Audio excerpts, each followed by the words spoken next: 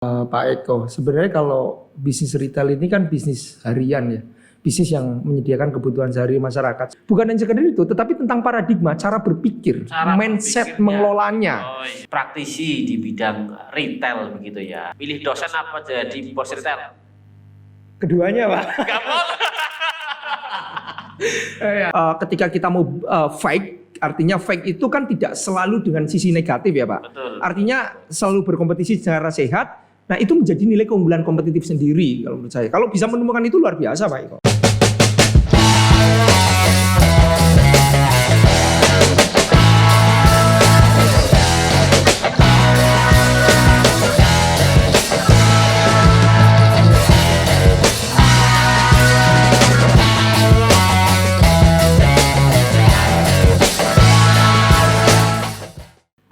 Assalamualaikum warahmatullahi wabarakatuh. Waalaikumsalam. Selamat siang Sobat Inspirasi dimanapun Anda berada. Kembali lagi bersama Universitas Putra Bangsa dalam program unggulannya. Apalagi kalau bukan Itoku BB Sharing for Inspiring.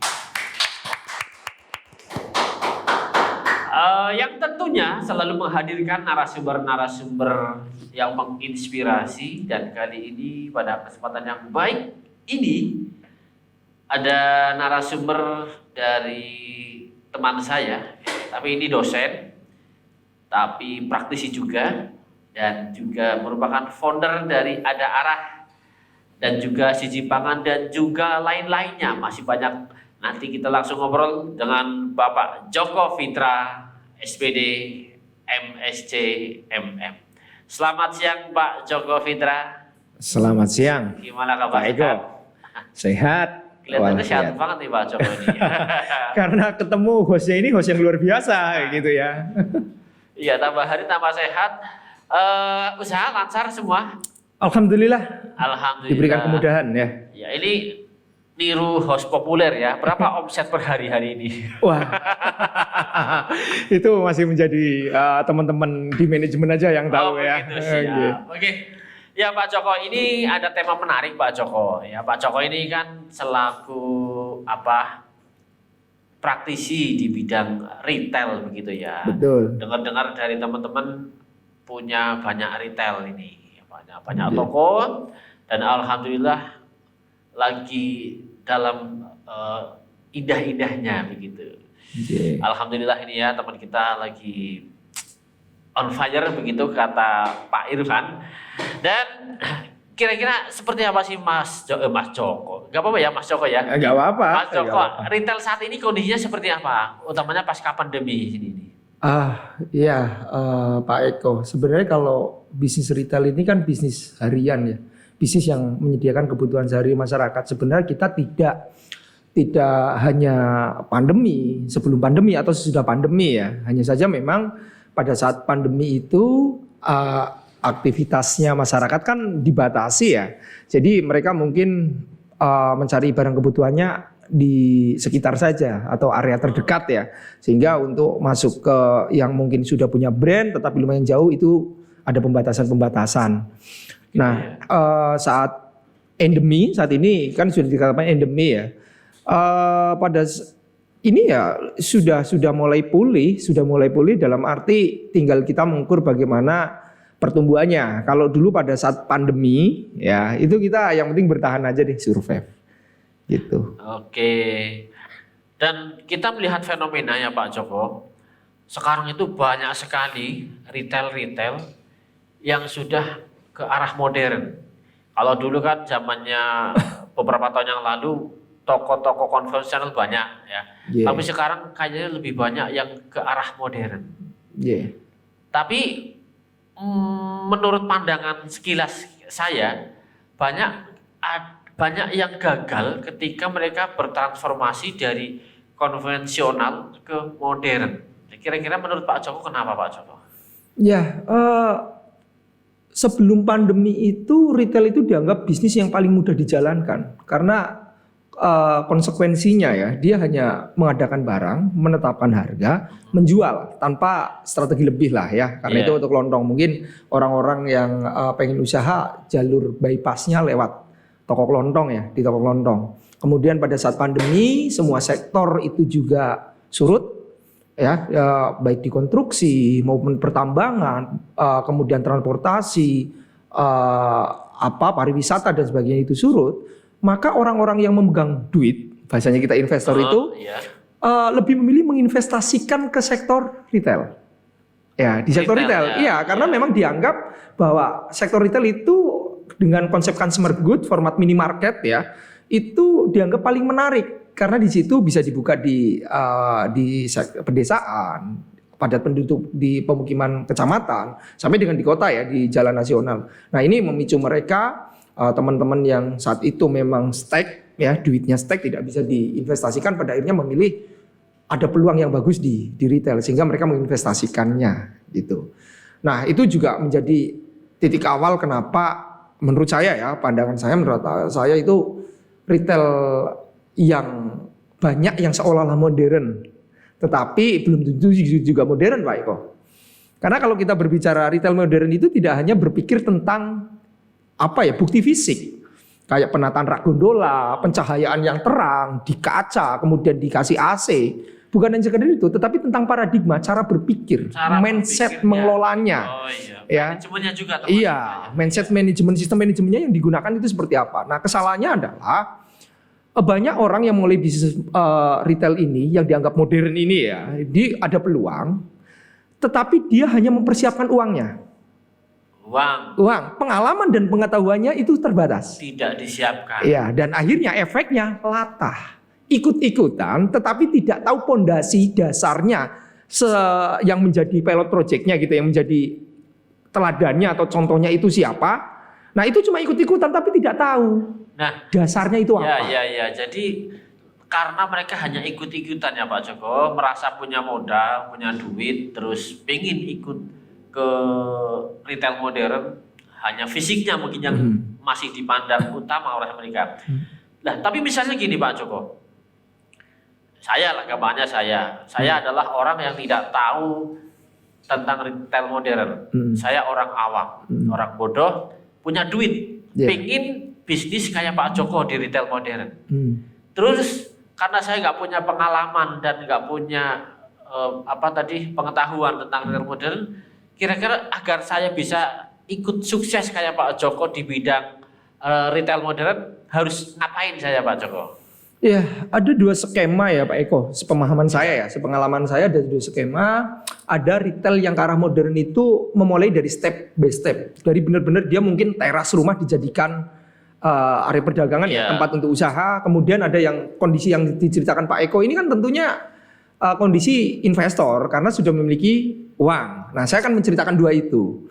Nah, bagi teman-teman yang mungkin tadinya kelontong tradisional, kemudian menuju ke kelontong modern, ada step by stepnya. Step by stepnya seperti apa? Dia bisa mencari mentor, satu. Yang kedua, dia bisa bergabung dengan beberapa komunitas. Banyak yang tersedia komunitas, saya tidak sebutkan ya. Di situ ada komunitas-komunitas toko kelontong yang mungkin bisa diajak bergabung, sehingga di situ ada kayak judulnya e-talk ini, sharing for inspiring ya. Jadi mereka ketika sharing mendapatkan sebuah inspirasi. Bagaimana sih mengelola dari fisiknya dulu nih, kemudian bagaimana mengelola SDM, bagaimana mengelola uangnya, bagaimana merchandisingnya. Itu step by step di komunitas, Pak Eko. Bisa. Jadi komunitas ini semacam tangga itu ya? Iya, wadah untuk merangkak.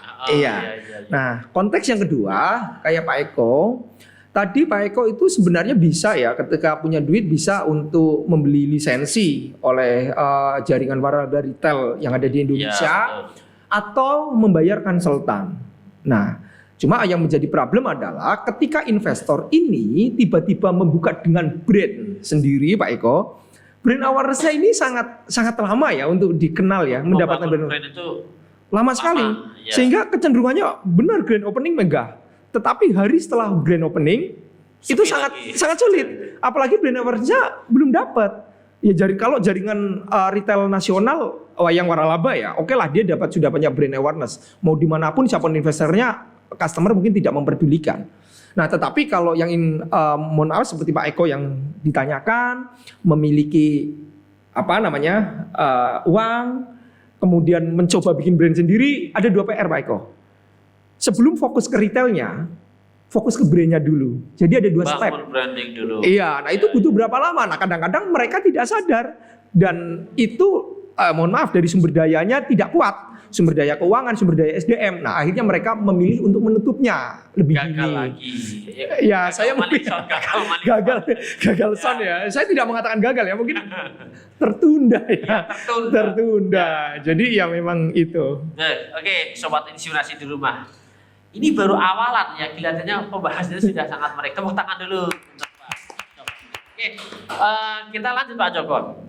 Tadi kan Pak Joko mengatakan bahwa kegagalan itu pertama karena latah, ikut-ikutan, terus karena faktor kurangnya pengalaman atau pengetahuan. Ada faktor lain lagi nggak yang kira-kira bisa menyebabkan kegagalan atau faktor yang lebih atau mungkin ya pendukung atau mungkin lebih besar lagi yang bisa menyebabkan kegagalnya transformasi tersebut Pak Joko? Oke, gini Pak Eko. Kebetulan saya kan memang memulainya bukan yang seperti yang ditanyakan Pak Eko ya. Saya memulai step by step dari warung kelontong, halaman rumah 4x7, step by stepnya 4 rak itu pun bekas ya. Rak gondola itu pun bekas. Nah ada faktor lain kalau kita berdasarkan pengalaman saya ya, itu kayak semacam apa ya Pak? Yo itu tadi yang saya katakan latah gitu ya. Mereka itu yo terburu-buru. Ya, coba kan dari latah, terus dari pengalaman SDM, yang paling ini mana faktor yang paling dominan mana? Yang dominan. Gini, ada satu hal yang menarik. Jadi setiap pelaku usaha pemula ya, saya tidak mengatakan orang yang sudah ekspansi bisnis. Yang pemula, dia itu seolah-olah sudah punya gambaran ketika akan menjalankan usahanya Pak Eko. Itu langsung akan berhasil Pak. Sehingga dia sudah memplan ya, langsung dia akan merencanakan berhasil. Tapi pada faktanya bisa terjadi dalam operasional 1 bulan. Dia itu minus Pak, tapi tidak menyiapkan subsidinya untuk menutup anggaran untuk subsidi itu tidak disediakan. Kayak dia mencoba merekrut karyawan, begitu opening langsung 4, 5. Dalam konsepnya itu kan 3-6 bulan itu subsidi Pak idealnya Pak. Disediakan subsidi untuk menutup ketika tidak achieve. Nah itu tidak disiapkan Pak. Sehingga begitu tidak achieve karena belum ada persiapannya, modal kerja yang diambil. Nah ini juga berbicara tentang mindset yang ke arah teknis. Jadi mereka ya udah ngelundung. Harapannya pokoknya harus bisa membayar sendiri. Padahal kita tidak lupa bahwa kita sedang proses yang sedang membangun brand gitu ya, untuk mendapatkan tingkat kunjungan pelanggan. Oke, menarik. Lalu gini Pak Joko, misal tadi anggaplah kita sudah bisa dapat konsultan atau mentor begitu ya. Tapi misalkan ya ini orang tua saya di rumah ada toko kecil, tapi mereka punya ciri khas sendiri atau mungkin punya apa istilahnya keunikan ya. Ketika nanti mau berubah menjadi retail modern, bisa nggak keunikan itu tetap masih ada tetapi di dunia retail modern seperti itu Pak? Baik Pak, jadi kalau uniqueness itu di penyediaan yang dimaksud, misalkan uniqueness-nya itu ketersediaan produk ya Pak. Misalkan jadi produk keunggulannya yang usaha sebelumnya, misalkan ya.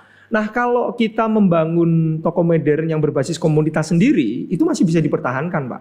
Tetapi kalau kita sudah berbicara lisensi dari jaringan retail waralaba, jaringan nasional ya, itu mungkin akan sulit untuk diakomodir karena standarnya kan sudah ada ya.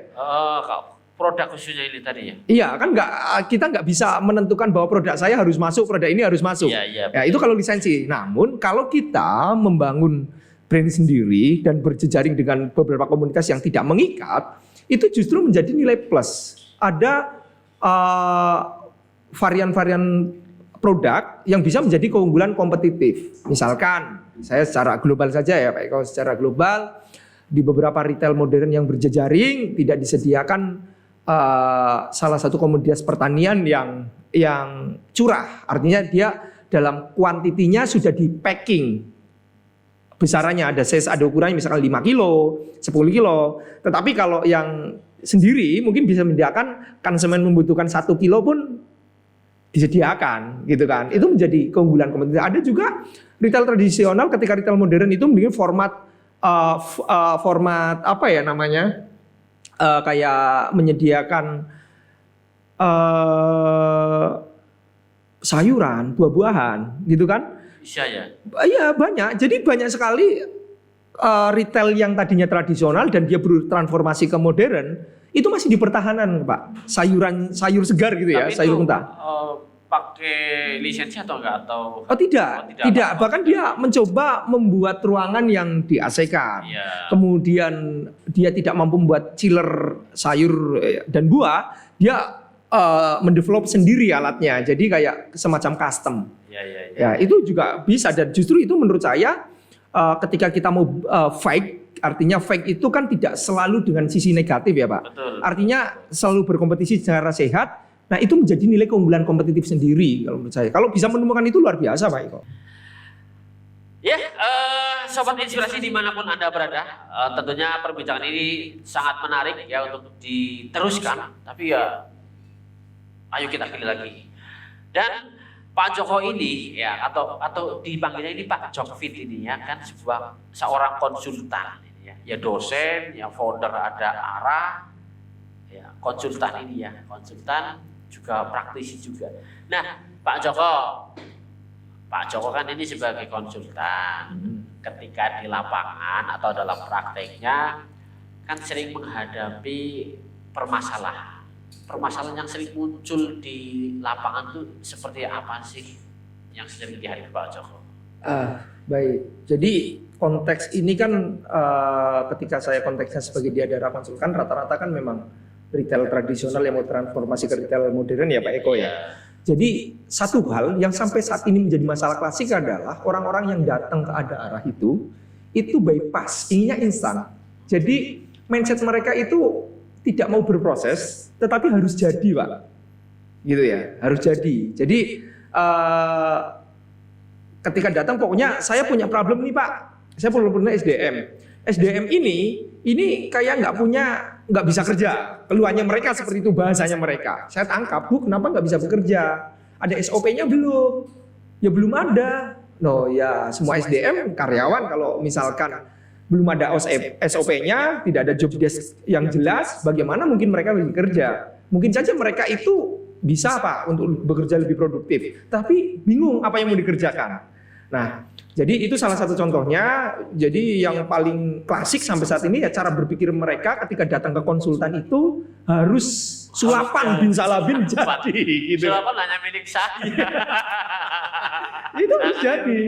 Jadi ketika datang harapannya pulang itu tanpa proses SOP gitu ya. Pokoknya harus seolah-olah karyawan saya harus nurut dengan saya. Sebenarnya kan kalau di konsep perusahaan tidak nurut dengan bosnya, nurut dengan SOP-nya gitu kan. Gitu. Itu yang masih sekarang klasik seperti itu, cara berpikir ya. Seolah-olah mungkin mereka punya duit atau seperti apa. Oke, jadi ya lebih ke cara berpikir. Semua itu butuh proses ya. Langkah demi langkah harus dilalui. Tidak ada yang instan di dalam sebuah kesuksesan. Itu kata Pak Jokfit. Nah, gini Pak Joko. Pak Joko kan juga dosen ya Pak Joko ya. Ya, di dosen terutama kan banyak mahasiswa. Mahasiswa itu rata-rata umurnya kan masih muda.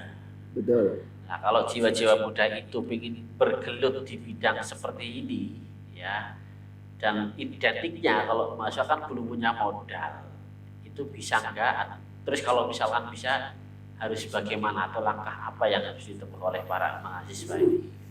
Ya, kalau untuk mahasiswa, kalau kita melihat formatnya retail minimarket, kalau berbicara modal finansial menjadi faktor utama ya Pak. Faktor utama, meskipun ada faktor utama juga di sampingnya kayak pengalaman, pengetahuan.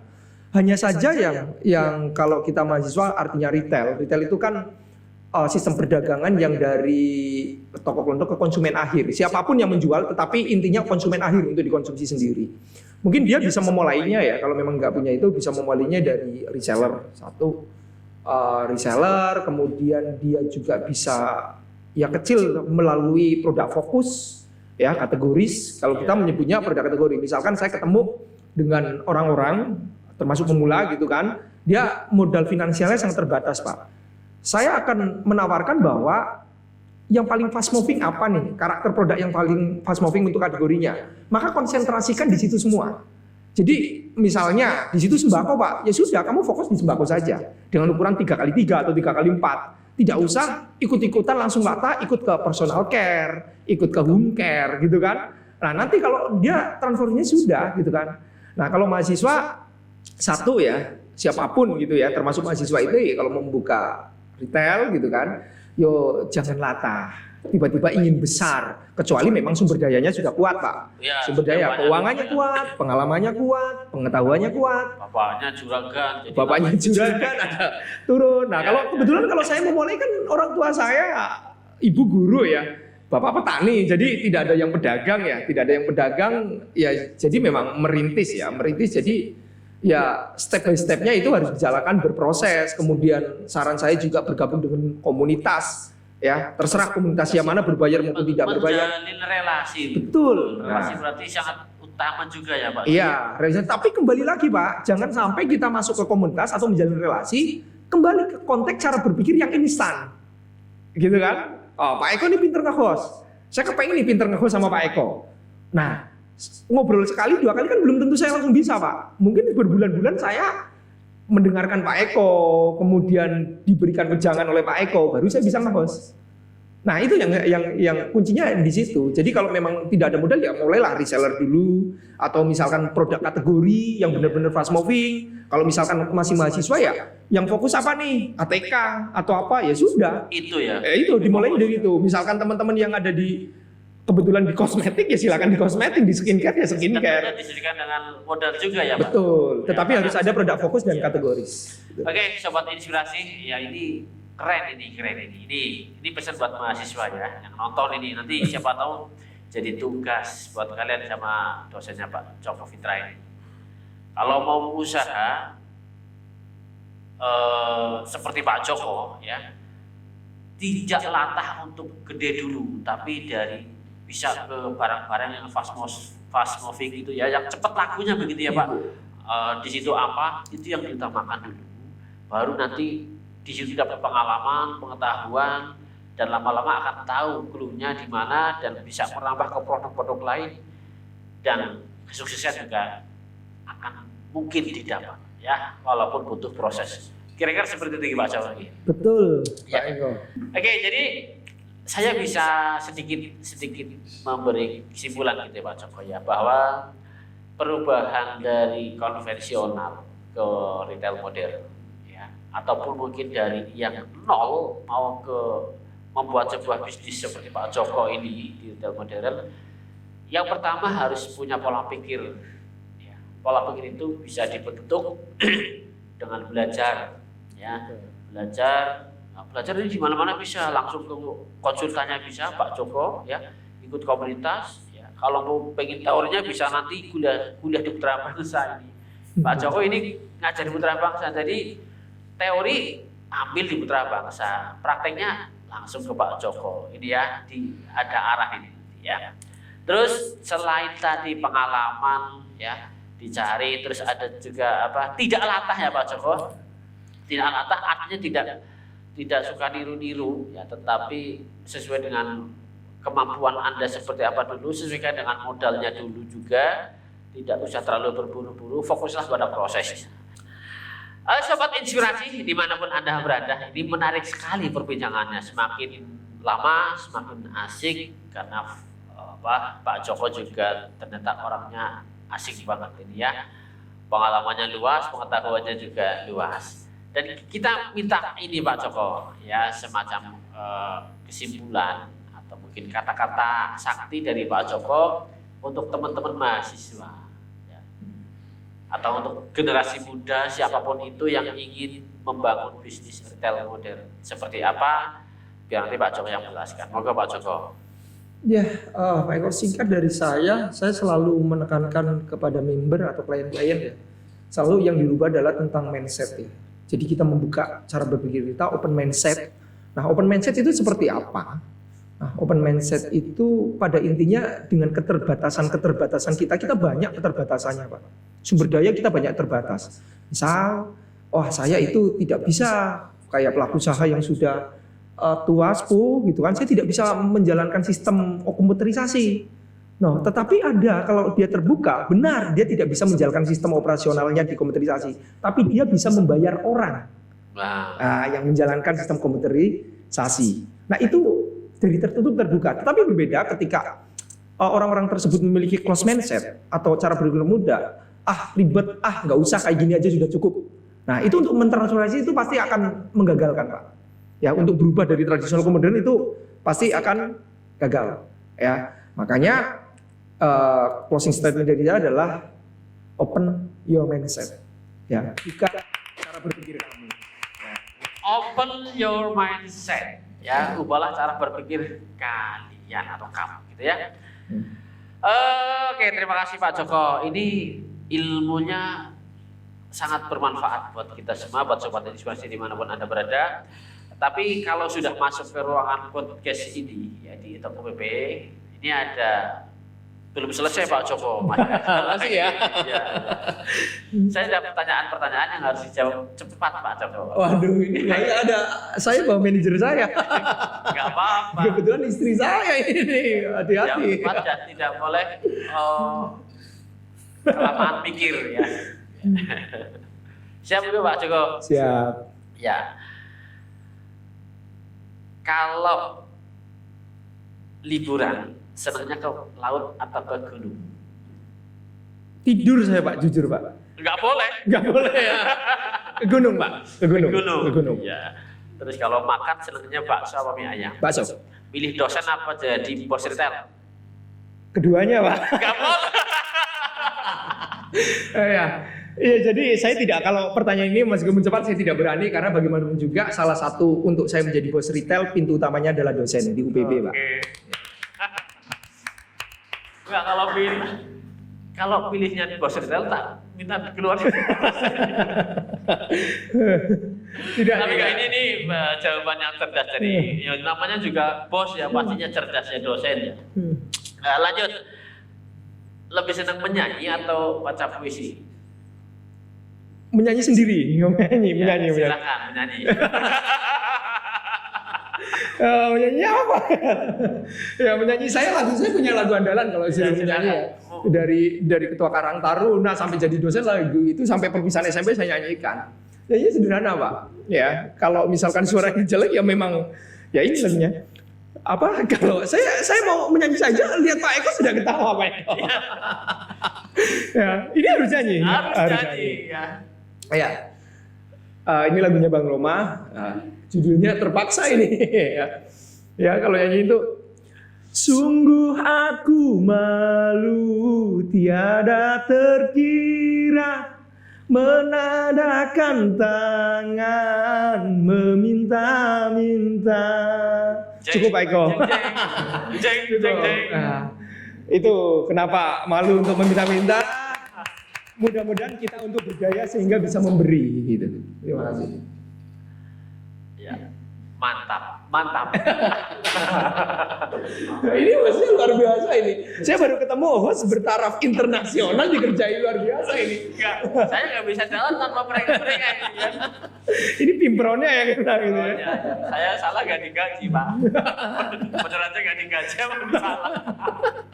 Ya Pak Joko, terima kasih waktunya. Ya ini perbincangan yang mengasihkan sekali sebenarnya, tapi karena dari Pimpronya juga ada durasi, jadi tidak bisa untuk lama-lama. Ya sekali lagi terima kasih. Coba motivasi untuk mahasiswa sekali lagi Pak Joko. Tetap sama Pak. Open your mindset. Open your mindset. Aduh, ya udahlah. Oke. Terima kasih sobat inspirasi dimanapun Anda berada. Ya, jangan lupa untuk membuka pikiran Anda agar Anda menjadi orang sukses. Paling enggak bisa belajar dari kisah suksesnya Bapak Joko Fitra. Tepuk tangan Bapak Joko Fitra. Oke, sobat inspirasi dimanapun Anda berada.